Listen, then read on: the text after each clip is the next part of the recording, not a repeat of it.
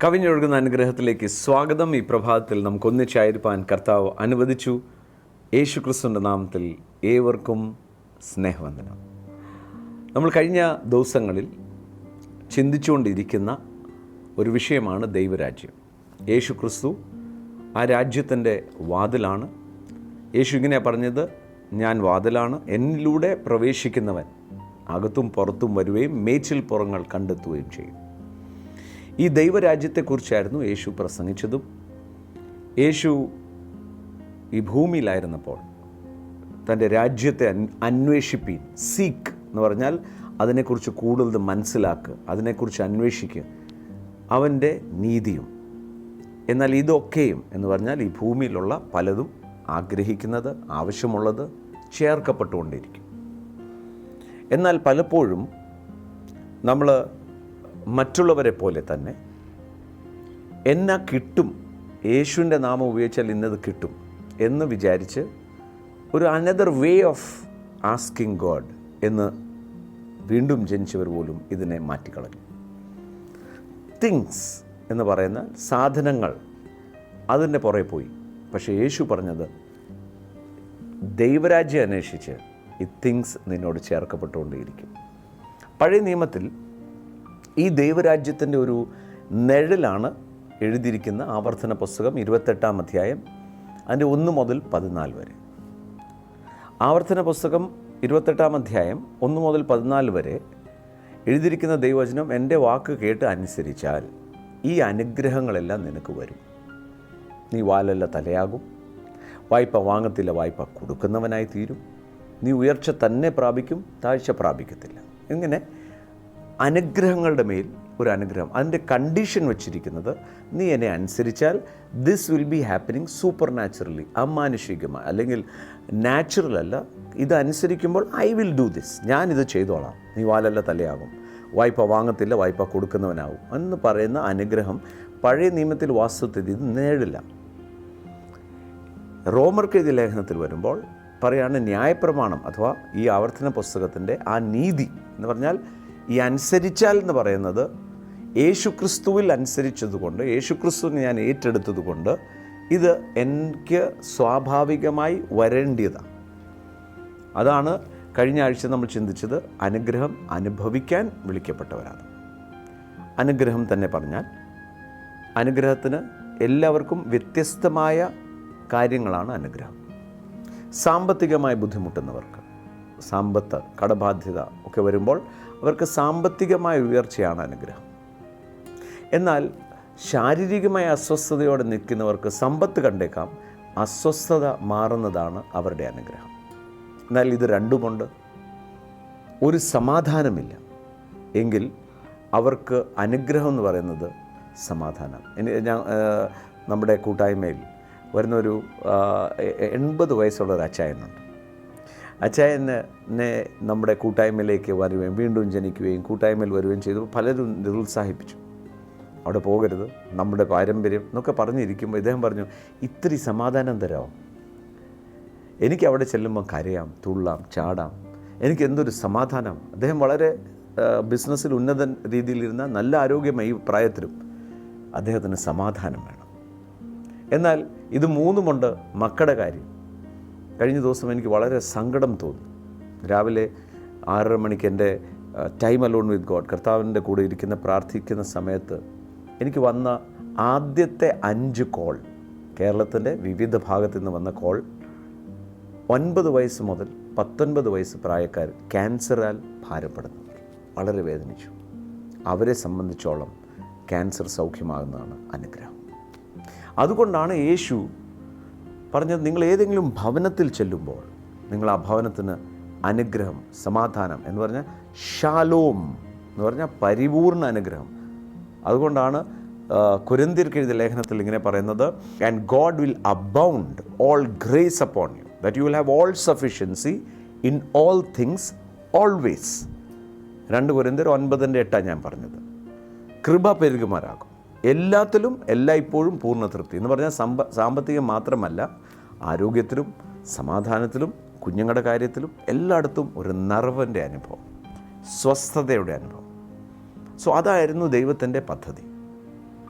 അത് കർത്താവായ യേശുക്രിസ്തുവിൻ്റെ രാജ്യത്തിൽ വസിക്കുന്നവർക്ക്. അപ്പോൾ ഈ രാജ്യം എന്ന് പറയുന്ന വാക്ക് എപ്പോഴും യേശുക്രിസ്തു ഈ ഭൂമിയിലായിരുന്നപ്പോൾ മുഴുവൻ ദൈവരാജ്യം ഇന്നതിന് സമം, ദൈവരാജ്യം പറഞ്ഞു. പുനരുദ്ധാനം ചെയ്ത ശേഷം അപ്പോസ്തലപ്രവൃത്തി 1-ാം അധ്യായത്തിൽ അവിടെ ഇങ്ങനെ എഴുതിയിരിക്കുന്നത് ദൈവരാജ്യം സംബന്ധിച്ച് പഠിപ്പിക്കുകയും, ഉടനെ അവർ ചോദിച്ചു ഈ ഇസ്രായേലിൻ്റെ രാജ്യം എപ്പം വരുമെന്ന്. അവർക്ക് ദൈവരാജ്യമല്ല വിഷയം, ഇസ്രായേലിൻ്റെ രാജ്യം.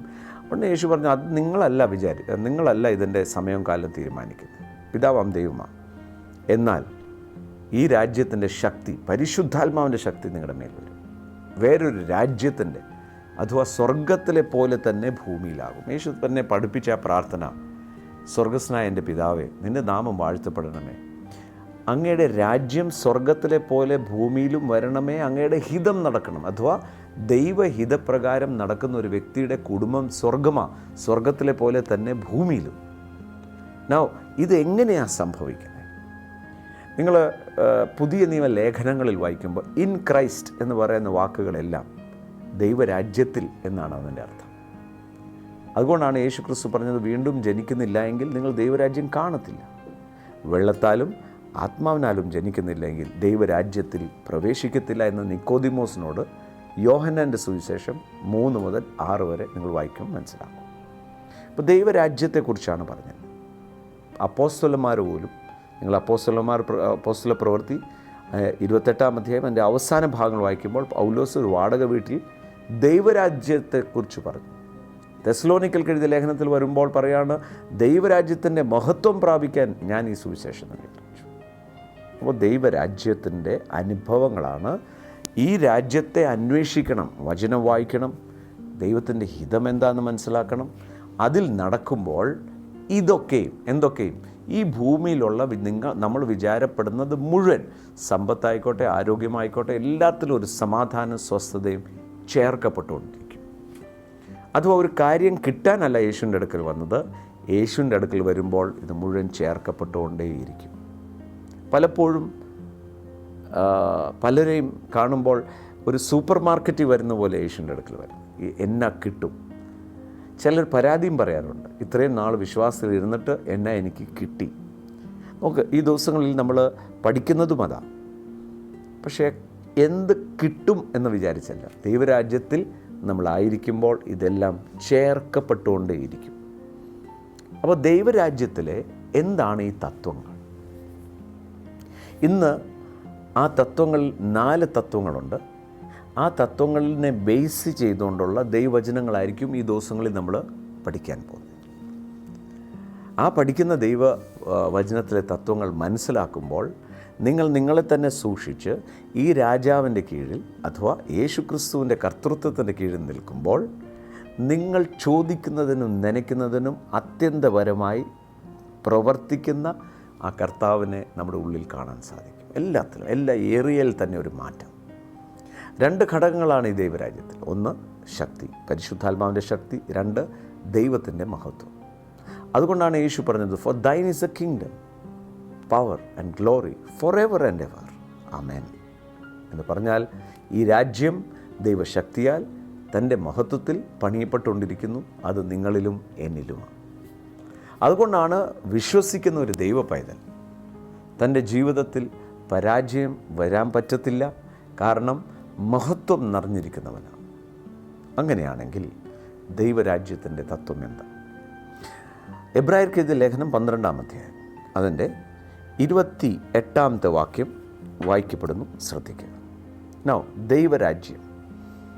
കൊലോസ്യർക്ക് എഴുതിയ ലേഖനം 1-ാം അധ്യായം 13-ാമത്തെ വാക്യം പറയുന്നത്, ഇരുട്ടിൻ്റെ അധികാരത്തിൽ നിന്ന് നമ്മളെ വിടുവിച്ച് പുത്രൻ്റെ രാജ്യത്തിലേക്ക് നമ്മളാക്കി, delivered from the power of darkness and conveyed to the kingdom of the son of love. അവിടുത്തെ സ്നേഹമാണ് ഈ രാജ്യത്തിൻ്റെ പ്രമാണം. അതുകൊണ്ടാണ് യേശു പറഞ്ഞത്, ഞാൻ ഒരു കൽപ്പനയെ നിങ്ങൾക്ക് തരുന്നുള്ളൂ, അന്യോന്യം സ്നേഹിപ്പീൻ. നമ്മൾ പലപ്പോഴും വിശ്വാസികൾ പോലും വിശ്വാസത്തിൽ വന്നിട്ട് അവരുടെ ജീവിതം കടന്ന് കറങ്ങുന്നത് കാണാം, എങ്ങും എത്തുന്നില്ല. കാരണം എന്താ? നമ്മൾ ഈ വചനത്തിലൂടെ വായിക്കുമ്പോൾ വാസ്തവത്തിൽ നിങ്ങൾ എഴുന്നേൽക്കുന്നത് പോലെ ഈ സീരീസ് നിങ്ങൾ ഒരു ആഴ്ച പോലും മിസ്സാകരുത്. ഇത് വേണേൽ റെക്കോർഡ് ചെയ്ത് ഒന്നിച്ച് നിങ്ങൾക്ക് കേൾക്കുമ്പോൾ everything will come in to place. എന്താണ് ഇതിൻ്റെ മർമ്മം? ഇവിടെ ഇങ്ങനെയാണ് എഴുതിയിരിക്കുന്നത്, therefore since we are receiving a kingdom which cannot be shaken. ഇളകാത്ത രാജ്യം എന്ന് പറഞ്ഞാൽ ഇത് മാറാൻ പോകുന്നില്ല, ഇതെന്നേക്കും നിലനിൽക്കുന്നതാണ്. let us have grace by which let us have grace. അതാണ് നേരത്തെ ഞാൻ പറഞ്ഞത്. ദൈവരാജ്യത്തിൻ്റെ തത്വം എന്താ? തത്വത്തിൽ നിന്നുമ്പോൾ എവിടെയാണോ കുറവ് അവിടെ അവൻ്റെ കൃപ പെരുകുമാറാക്കും. His power will come, strength will come. ഇന്ന് എന്നെ കണ്ടുകൊണ്ടിരിക്കുന്നവർ, നിങ്ങൾ എത്ര തകർന്നതായിക്കോട്ടെ, ഞാൻ എൻ്റെ ഒരു മെസ്സേജ് പോലും അല്ലെങ്കിൽ എൻ്റെ ഒരു സന്ദേശം പോലും ഞാൻ സംസാരിക്കുന്നത് ഒരു പഠന വിഷയമായിട്ടല്ല, എൻ്റെ ജീവിത അനുഭവം. നിങ്ങളുടെ ജീവിതത്തിൽ എന്ത് വിഷയമായിക്കോട്ടെ, ഞാനൊരു കാര്യം ഉറപ്പിച്ച് പറയാം, യേശുക്രിസ്തുവിൻ്റെ അടുക്കൽ വരികയും യേശുക്രിസ്തു പറഞ്ഞിരിക്കുന്ന വാക്കുകൾ ശ്രവിക്കുന്ന മാത്രമല്ല, അതിൽ നടക്കാനായി നമ്മളെ തന്നെ സമർപ്പിക്കണം. അതിനെ സഹായിക്കുന്നതാണ് പരിശുദ്ധാത്മാവ്. സാധാരണഗതിയിൽ ആൾക്കാർ പറയും കുറച്ചൊക്കെ ബുദ്ധി വേണം കാര്യങ്ങൾ നീക്കാൻ. എന്നാൽ യേശു പറഞ്ഞത്, എൻ്റെ വാക്ക് കേട്ട് ചെയ്യുന്നവനാ ബുദ്ധിമാൻ. അത് പാറയിന്മേൽ പണിതിരിക്കുന്ന ഭവനം പോലെ എന്ന് പറഞ്ഞാൽ വിഷയങ്ങളൊന്നും വരുത്തില്ലെന്നല്ല. കാറ്റ് വന്നേക്കാം, മഴ പെയ്തേക്കാം, പക്ഷേ നമുക്കൊരു കുലുക്കം ഉണ്ടാകത്തില്ല. പാറയിന്മേലാണ് പണിതിരിക്കുന്നത്. അതാ യേശു പറഞ്ഞ വാക്ക് കേട്ട് ചെയ്യുന്നവൻ. ഇവിടെ ദൈവരാജ്യം പ്രാപിച്ചിരിക്കാൻ അതിനുമേൽ കൃപ തരും. എപ്പോഴാണ്? ദൈവരാജ്യത്തിൽ നിയമങ്ങളിൽ നമ്മൾ നിൽക്കുമ്പോൾ. ഒരു ട്രാഫിക് ലൈറ്റ്, ഇവിടെ മാത്രമല്ല ലോകമെമ്പാടും, ചുമല ലൈറ്റ് വന്നാൽ വണ്ടി നിർത്തണം. അത് രാജ്യത്തിൻ്റെ നിയമമാണ്. ആ ചുമല ലൈറ്റ് കട്ട് ചെയ്താൽ ഫൈൻ വെക്കുക. ആ ഫൈൻ കിട്ടാനല്ല ചുമല ലൈറ്റ് വെച്ചത്, നമ്മുടെ ജീവിതത്തിൻ്റെ സുരക്ഷിതത്വത്തിനാണ്. ചുമല ലൈറ്റ് കണ്ടാൽ അത് ക്രോസ് ചെയ്താൽ ഗവൺമെൻറ്റിന് ഒരു റെസ്പോൺസിബിലിറ്റിയുമില്ല. എന്നാൽ പച്ച ലൈറ്റ് കണ്ട് നിങ്ങൾ പോകുന്ന സമയത്ത് എന്ത് സംഭവിച്ചാലും അതിൻ്റെ പരിപൂർണ ഉത്തരവാദിത്വം സർക്കാരിന് എന്ന് പറഞ്ഞ പോലെ ഈ ബൈബിൾ വായിക്കുമ്പോൾ ചിലത് ചുമല ലൈറ്റ് കാണും, ചിലത് പച്ച ലൈറ്റ് കാണും. അതുകൊണ്ടാണ് നിങ്ങൾ ബൈബിൾ തിരുവെഴുത്ത് വായിക്കുന്ന സമയത്ത് ഈ പ്രിയം ഉള്ളവരെ എന്നുള്ള വാക്ക് നിങ്ങൾ കണ്ടാൽ, മൈ ബിലവഡ് എന്ന വാക്ക് കേട്ടാൽ അതിൻ്റെ അർത്ഥം അവിടെ ഒരു കറക്ഷനൂടെ വരുന്നുണ്ട്. ഒരു ചെറിയ അടിയൊക്കെ അടിച്ചിട്ട് തിരുമുന്ന ഒരു അനുഭവം. പ്രിയപ്പെട്ടവരെ, കർത്താവിൻ്റെ പ്രിയപ്പെട്ടവരെ എന്നൊക്കെ പറയുന്ന മുമ്പേ ഒരു ചെറിയ കറക്ഷനുണ്ട്. നമ്മൾ ദൈവവചനം വായിക്കുമ്പോൾ മനസ്സിലാകും. എന്നാൽ ഇന്ന് കണ്ടുകൊണ്ടിരിക്കുന്ന എല്ലാവരോടും ഒരു ഉറപ്പ് പറയാം, ദൈവരാജ്യം എന്ന് പറയുന്നത് മഹാസന്തോഷമാണ്, അഡ്വഞ്ചറസാണ്. അതുകൊണ്ടാണ് റോമർക്ക് ഇത് ലേഖനം പറയുന്നത്, ദൈവരാജ്യം ഭക്ഷണവും പാനീയമല്ല എന്ന് പറഞ്ഞാൽ ലോകത്തിലെ ഈ ചെറിയ കാര്യങ്ങളൊന്നുമല്ല. നീതി, സമാധാനം, പരിശുദ്ധാത്മാവിൽ സന്തോഷം, ബോൾഡ്നെസ്സാണ്. നീതി എന്ന് പറയുന്നത് പ്രാഗൽഭ്യമാണ്, പിതാവിൻ്റെ മുമ്പിൽ നിൽക്കാൻ. സമാധാനം എന്ന് പറയുന്നതും ധൈര്യമാണ്, ഏത് വിഷയത്തെയും നേരിടാൻ. എന്നാൽ ഇതിനകത്ത് സന്തോഷമാണ്. യേശുക്രിസ്തുവിൽ വീണ്ടും ജനിക്കുക എന്ന് പറയുന്നത് ഒരു മതത്തിലോട്ടല്ല നമ്മൾ വന്നത്. രക്ഷ എന്ന് പറയുന്നത് തന്നെ നമ്മളിതിനെ മതവൽക്കരിച്ചു, ഈ വാക്കിനെ തന്നെ. എന്താ വീണ്ടും ജനനത്തിൽ സംഭവിക്കുന്നത്? ദൈവത്തിൻ്റെ മഹത്വം നമ്മളിൽ വരുക. സോ മടങ്ങി വരാം. ഈ 28-ാം അധ്യായത്തിൽ പറയാണ്, ഇളകാത്ത രാജ്യം നമ്മൾ പ്രാപിച്ചിരിക്കാൻ 4 കാര്യങ്ങളാണ് ഇനി വരാൻ പോകുന്നത്. that we may serve, which we may serve God acceptably. Number 2, with reverence. Number 3, with godly fear. Number 4, with thanksgiving. ദൈവജനത്തിൽ പറയുന്നത്, നിങ്ങൾ നന്ദിയുള്ളവരായി നമ്മുടെ ജീവിതത്തിൽ വന്ന വഴികളെ ഒരിക്കലും മറക്കല്ല. നെഗളം കൊണ്ടിരുന്നത് ദുഷ്ടനാണ്, സ്വാർത്ഥത കൊണ്ടിരുന്നത് ദുഷ്ടനാണ്. ആദ്യത്തെ ക്വാളിറ്റി ജീവിതത്തിൽ നന്മ വരേണ്ടിയ ആദ്യത്തെ ക്വാളിറ്റി, എല്ലാ അവസ്ഥയിലും തൃപ്തരായി ദൈവത്തിന് നന്ദി പറയണം. പല പ്രാവശ്യം ഈ അത്യാഗ്രഹം, കവച്ചസ്നെസ്, അതാണ് നിങ്ങൾ 13-ാമത്തെ അധ്യായത്തിൽ തുടർന്ന് വായിക്കുന്ന സമയത്ത് ഈ ദൈവരാജ്യത്തെക്കുറിച്ച് പറഞ്ഞിട്ട് പറയാണ്, നിങ്ങളുടെ ഹൃദയം, 5-ാമത്തെ വാക്യം, let your conduct be without covetousness, be content with things you have, for he himself has said. ഇവിടെ പറയുകയാണ്, നിങ്ങൾ അത്യാഗ്രഹത്തിന് പോകരുത്. നിങ്ങൾ മറ്റുള്ളവരുടെയും പിടിച്ചു പറിക്കാൻ പോകരുത്. നിങ്ങൾ തന്നെ നിൽക്കുന്ന നന്ദിയോടെ സ്തോത്രം ചെയ്യണം. കാര്യം എന്താ? അവൻ തന്നെ അരുളി ചെയ്തിരിക്കുക. ആരാണോ നിങ്ങളിൽ വിശ്വാസ ജീവിതം ആരംഭിച്ചത്? ഇത് പറയുമ്പോൾ എന്നെ കേൾക്കുന്നവരിൽ ഒരു കാര്യം ഉറപ്പിച്ച് ഞാൻ പറയാം. ചിലർ ഇത് പറയും, ഈ മതത്തോട് ഞാൻ ചേരും. ചേരാൻ പറ്റത്തില്ല. ക്രൈസ്തവ മതത്തിൽ ഒരാൾ വിചാരിച്ചാൽ ചേരാൻ പറ്റത്തില്ല. വീണ്ടും ജനനം എന്ന് പറയുന്നത് ദൈവത്തിൻ്റെ മകനാകുക, ദൈവത്തിൻ്റെ മക്കളാകുക എന്ന് പറയുന്നത് ഒരിക്കലും എൻ്റെ തീരുമാനത്തിലല്ല. അതുകൊണ്ടാണ് യോഹന്നാൻ്റെ സുവിശേഷം 1-ാം അധ്യായം അതിൻ്റെ 12-13 നിങ്ങൾ വായിക്കുമ്പോൾ അവൻ്റെ നാമത്തെ കൈക്കൊണ്ട് വിശ്വസിക്കുന്നവർക്ക് ദൈവമക്കളാകാനുള്ള അവകാശം കൊടുത്തു. എന്നിട്ട് പറയാണ്, ഇത് രക്തത്താലല്ല, എന്ന് വെച്ചാൽ പാരമ്പര്യമായിട്ട് ആരും ക്രിസ്ത്യാനി ആകത്തില്ല. ഇവൻ്റെ നാമത്തെ കൈക്കൊണ്ട് വിശ്വസിക്കുന്നവർക്കേ ദൈവമക്കളാകാൻ പറ്റത്തുള്ളൂ. 2, പുരുഷൻ്റെ ഇഷ്ടത്താലല്ല, ജഡത്തിൻ്റെ ഇഷ്ടത്താൽ. എന്ന് വെച്ചാൽ എൻ്റെ തീരുമാനം കൊണ്ട് ഇത് നടക്കത്തില്ല. അവസാനം പറയാം, ഇത് ദൈവത്താലത്രേ. വീണ്ടും ജനനം is A plan of God.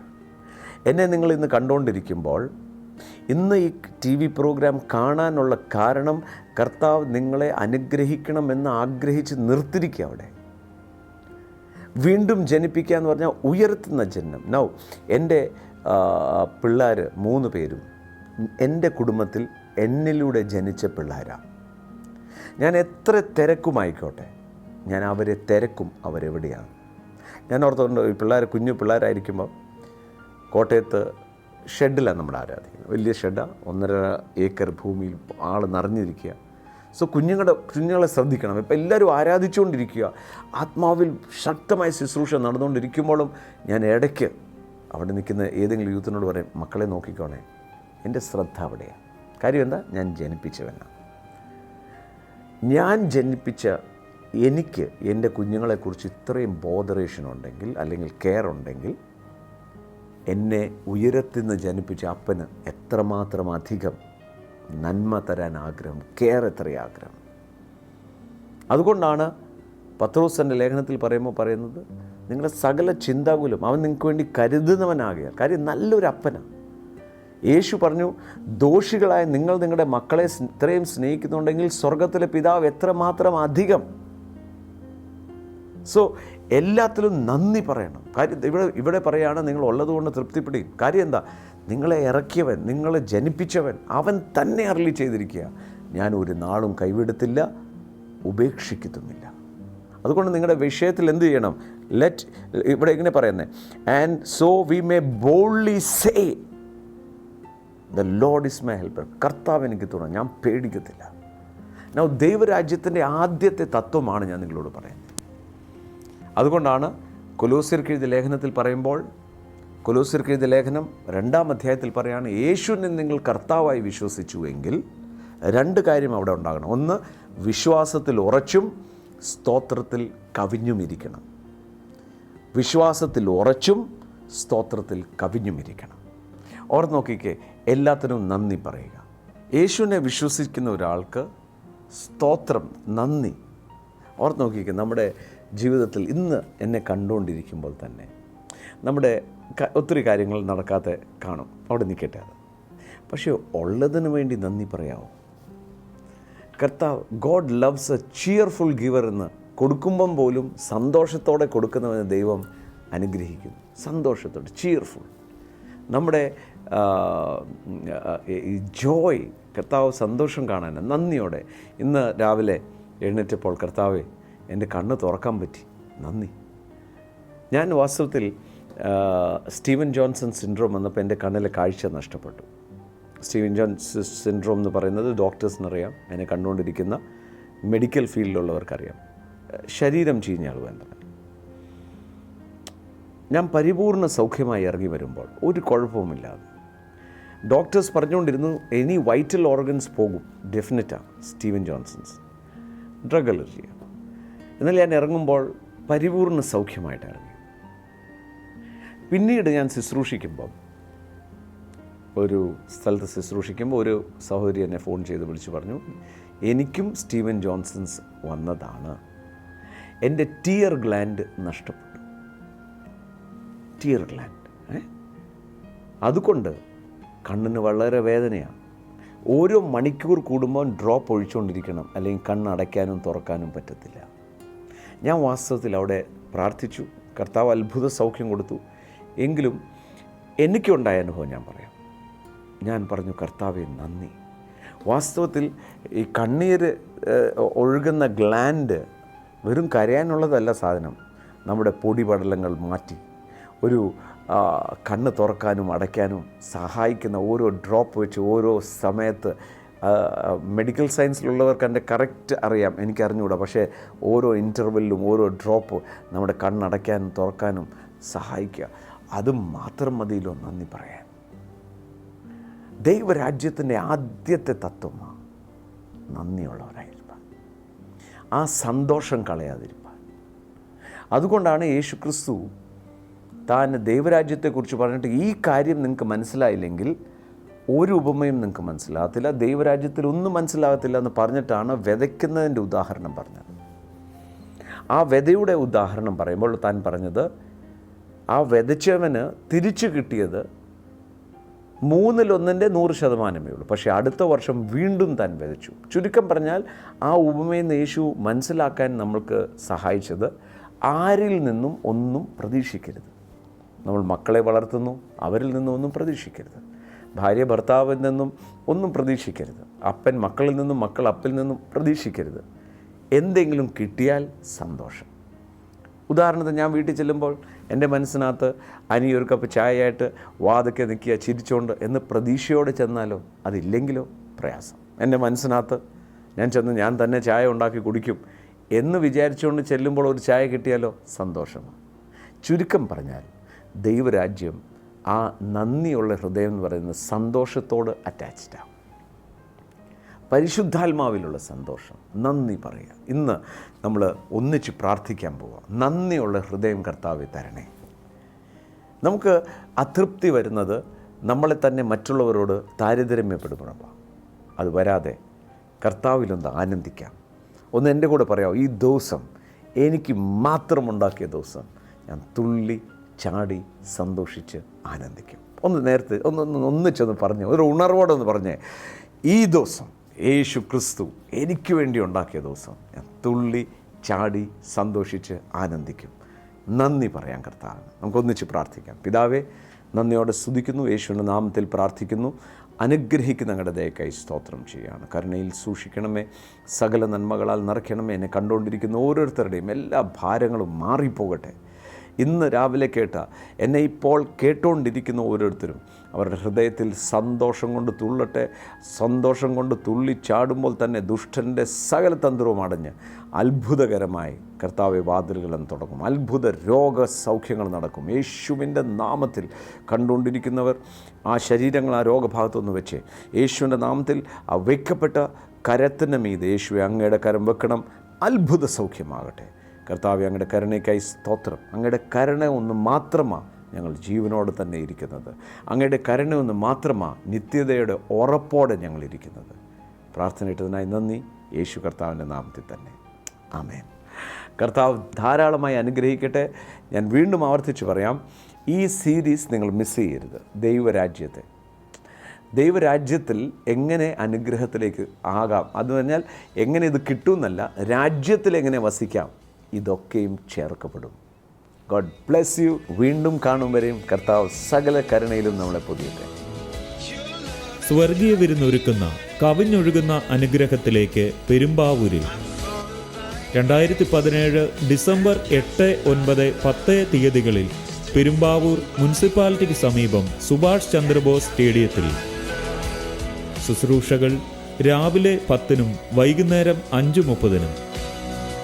Thanku ബ്രദറും തോമസ് കുട്ടി ബ്രദറും ബെന്നി ബ്രദറും ശുശ്രൂഷിക്കുന്നു. വരിക, യേശുക്രിസ്തു നിങ്ങളെ സ്വതന്ത്രരാക്കും. തങ്കു ബ്രദർ മഹാരാഷ്ട്രയിലെ ചന്ദ്രാപൂരിൽ ശുശ്രൂഷിക്കുന്നു. 2017 ഡിസംബർ മാസം 8 മുതൽ 10 വരെ ചന്ദ്രാപൂർ സെന്റ് മിഖായേൽ സ്കൂൾ ഗ്രൗണ്ടിൽ. സമയം രാവിലെ 9 മുതൽ 1 മണി വരെയും വൈകുന്നേരം 5:30 മുതൽ 9:30 വരെയും. ആരാധന, വചനപ്രഘോഷണം, വിടുതൽ ശുശ്രൂഷ. വരിക, യേശുക്രിസ്തു നിങ്ങളെ സ്വതന്ത്രരാക്കുന്നു.